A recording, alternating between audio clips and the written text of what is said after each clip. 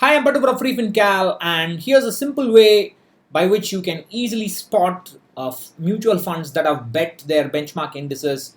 That is, they have produced higher return than their benchmark indices at lower risk. You can do this using the freefincal equity mutual fund screener published each month. The September 2009 edition was published yesterday, and here's how you can do this using that sheet. You can get the sheet via this link.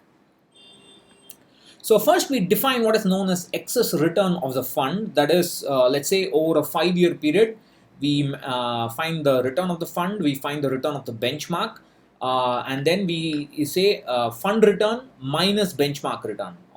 That's the excess return of the fund. So if the excess return is, if that quantity is positive, that means the fund has bet the benchmark. And if that quantity is negative, that means the fund has not bet the benchmark.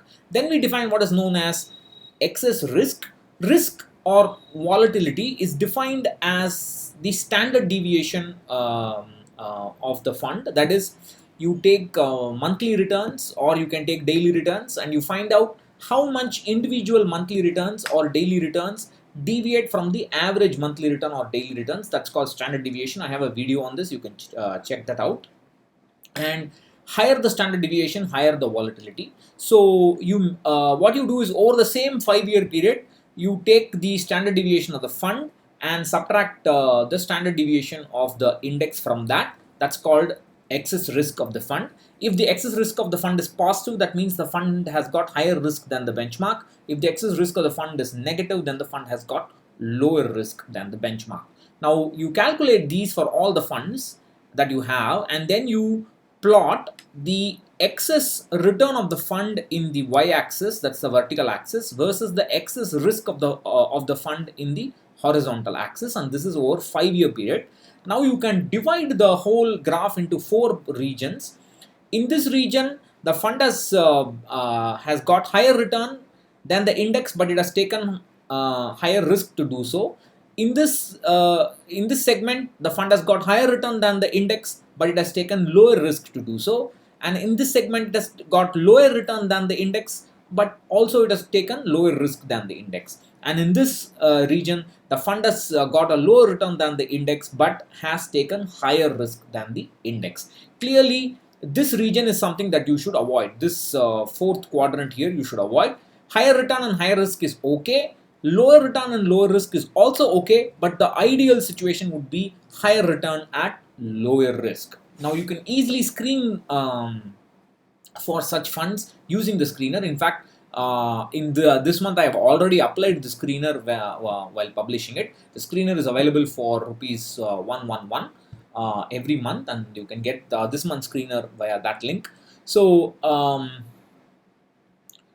the idea is, this is over the last 5 years. You can do the same thing over the last 4 years, 3 years, 2 years, and 1 year, and then you demand higher return and lower risk over 4 years and over 5 years and 4 years and 3 years and 2 years and 1 year. Finally, you will be left with about only 20 funds. So you can get those list of 20 funds, and those 20 funds are over these categories. There's only 1 aggressive hybrid fund, 2 ELSS fund, 1 focus fund, 4 large and mid cap funds, 4 mid cap funds, and 2 multi cap funds, and so on. That is one aspect. So that's how you can easily screen for funds that have bet the benchmark at lower risk. Now there is another aspect of this in terms of how many funds have actually bet the benchmark. So we'll come to that statistics. So how many funds have actually bet the benchmark in September 2019? That's not 2010, 2019. These are the results. Over 5 years, there's a sample of 244 equity funds, and out of those 244 funds, only 108 funds have got more return than the benchmark, that is 44%, and out of that 108, 58 funds have bet the benchmark at lower risk. So 53% have, that is 58 by 108 is 53%. Over 4 years, we have 246 funds. Only 85 funds have got more return. That's only 34%. And out of that 85, 41 have taken lower risk. Over 3 years, we have 249 funds. and 96 funds have got more return, only 96%, only 96 funds, that's only 39%, and out of that 96, 53 have taken lower risk to do so. Over 2 years, you have 253 funds, 127 have got more returns, and out of that 127, 94 have taken lower risk. And over the last year, 299 funds are there, and out of that, 214 have been able to beat the benchmark, and 140 of them have taken lower risk. Now, if you look at the long term, clearly not many funds are able to beat the benchmark. That is the reason why passive investing is advocated. At least in large cap funds, we can invest in this includes all kinds of funds, but as of now, at least the viable options for India is large cap index funds, Nifty 50 and Nifty Next 50. Nifty Next 50 is enough. It's essentially a mid cap index in terms of risk. Now, what you can notice here is that only anywhere between 34 to 44% have of the funds have got more return than the index over 3 years, 4 years, and 5 years. And even in that subset, at least half of the outperforming funds have done so by taking lower risk than the index. That again tells you the value of downside protection or lesser volatility. Also, what is more important is over the last 1 year or the last 2 years, most of the benchmark indices have been falling down. During that period, many funds, much more funds, 50% of the funds have bet the index, 71% of the funds have bet, sorry, this is 71%. 71% of the funds have bet the index over 1 year, 50% have bet the bet the index over 2 years. That is much better than 3, 4, 5-year data point.